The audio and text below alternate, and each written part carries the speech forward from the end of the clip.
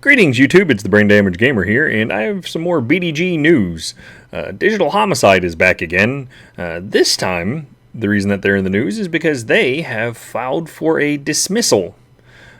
Their case, apparently, they're unable to financially support it anymore at this point. So as such, they are asking for either a dismissal or an extension. Now, looking at the dismissal type that they're using, dismissal without prejudice.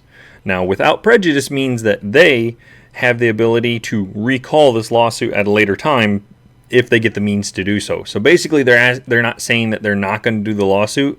It's asking for a timeout, saying, hold on, we can't afford to do this anymore. Now, the reason that they can't afford to do that, and I am citing an interview that they had with TechRaptor. They had a bit of an exchange with TechRaptor.net, basically giving some statements out to them indicating why they're doing the things that they're doing currently with the lawsuit. But they more or less are saying that they have been painted in such a negative light that they can no longer continue to maintain their financial capability. Now, a large number of people have speculated that the only way that they were managing to keep afloat financially was through the Steam card system, by basically using their games to generate Steam cards. Valve removed them from that platform. That effectively killed the only income they were getting, because nobody was buying their games to play their games. Because if you've seen their games, you probably would not want to pay for them either. And they're saying that they're financially destroyed at this point because they're not making any money from the other platforms out there. Now, the irony of that is, in their statements to TechRaptor, they go for a couple of different things, talking about we have been painted in negative consumer light by gaming media. Truthfully, we have been fighting for lower prices and a more open market. Now, the other markets that they're on are much more open than Steam ever was, and they're not making money on those markets. But they were making money on Steam, which is a controlled market. Some people might argue it's not very controlled because green light. A few other points that are of interest as well. They are indicating that they believe at least two of the people who are causing them problems were competitors, and that competitors were trying to, quote-unquote, keep them down. That's the justification they provided for why they were doing the lawsuit. He goes on to indicate that he has competitors leaving bad reviews on my launches, putting false statements in my reviews, and running the game on unsupported platforms to make it look broken. When I complain, I am ignored. I don't know that they had unsupported platforms for their games, considering the system specs were like really, really low on all the ones I looked at. Because the games are so basic, there's no need to run it on anything any higher. He did also make a little statement about the Jim Sterling case. It's literally one sentence. It says, Sterling case waits for dismissal decision. No other comment on this. That's it. That's all they're saying about the Sterling case. Now, reading that, that's not somebody saying we're waiting on a judge to throw out the dismissal. That's literally saying we're waiting on a dismissal decision.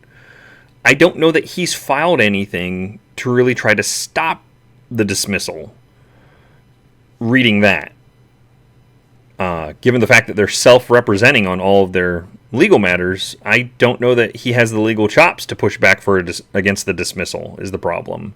They could issue a statement to the judge, but the statement's not going to have any real weight if you don't have legal precedent to back it up. Now, this is a point I specifically wanted to highlight, because this is something I personally can attest to not being correct or true. And you may have noticed on most of these news segments, I try to be as impartial as possible. I just provide the information as it is. This one I have a little bit more of a personal line in, because I've had direct dealing with the Romain brothers, specifically one of them.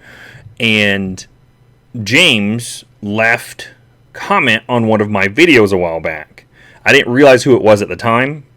After the fact, somebody pointed out and said, hey, you realize that's part of Digital Homicide? And I was like, oh, wow. I didn't know at the time. But in the statement that he issued to TechRaptor, he said, we weren't some evil censoring dudes. If someone liked the game, they could leave a bad review and refund. No hard feelings here at all. So we're going to pause here for a second. Let me go ahead and throw up a quick screenshot for you. This is the comments he left on my channel for me reviewing Cat Simulator. I'll throw a link below if you want to see the video. Game's terrible, and I ended up returning it. He specifically said, you do realize that buying a game, refunding it, and leaving this video goes against fair use since you no longer have a license, especially monetizing it. Now keep in mind, this is the same guy that says that we weren't trying to do anything about bad reviews. Now, this isn't one of their games that I know of. Who knows? Maybe they're working through a puppet company. I don't know. I'm not saying that they aren't. I'm just saying that he was awfully invested in this because he tracked down my tiny little YouTube channel to tell me I was wrong. And I go on to, explain why fair use would apply for this. He basically says criticism isn't blanket immunity. There's always a discussion from PewDiePie and content. Copyright doesn't seem to matter unless you have the money to enforce it.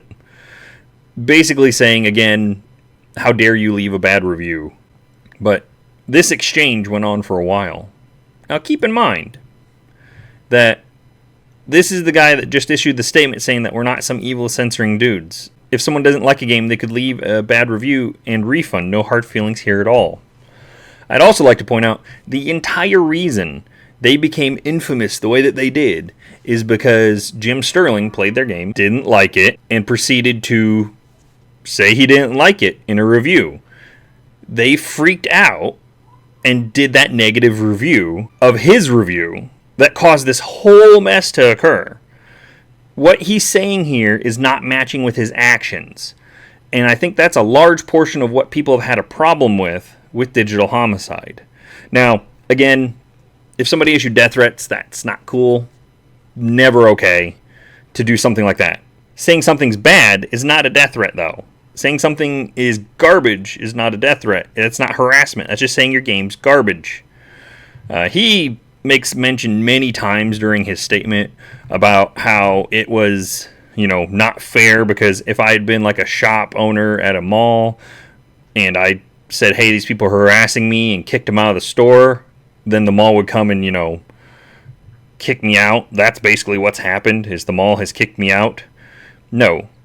A better example would be you own a food location, a bunch of people came in, and you promised them whatever type of food it is that they wanted to order, that you then gave them garbage. Those that did eat it got violently ill and left, yelling to everyone, this is garbage, get out. And when you then attempted to go after the people who said that it was garbage and sue them because you didn't like what they said, the mall came along and said, you're making people sick. And the food you're serving is not the food that you're actually claiming that it's going to be. Leave. We don't need this kind of business here, and we don't need this kind of negative attention where you're going after people that you gave garbage to. That's a more accurate example of what's happened here. Digital Homicide would never have had the level of problems that they have if they hadn't first attempted to provoke the people who reviewed their products in a negative fashion and attempted to abuse the Steam system in order to get videos removed that they didn't like. But all of that said, it looks like this may be their final chapter, at least for now, in regards to all of these lawsuits, in regards to all of this craziness that's been going on with them. And I will say this right now, I harbor no personal ill will towards the gentleman. He hasn't sued me, so, yet. But I am sorry to hear that he's lost his means of income. That's always bad for any family if they have that happen. On the flip side, though, if I see somebody walk out into the middle of the street and cover themselves in gas and everyone around them screaming, don't light the match, don't light the match, and you light the match anyway, I can't feel too sorry for you. And that's basically what's happened here, is a lot of people said, hey, stop producing so many games and start producing a few quality games. And those people were just silenced and told to go away. And we're currently in the situation that we are now. Let me know what you think of the situation. Feel free to leave those comments down below. Do you think that this has gone on longer than it should have? Or do you think they'll be back? I have a sneaking suspicion they may return under a different name. Who knows? It's a possibility. But as always, I am the Brain Damage Gamer. I would like to thank everyone for watching, and game on.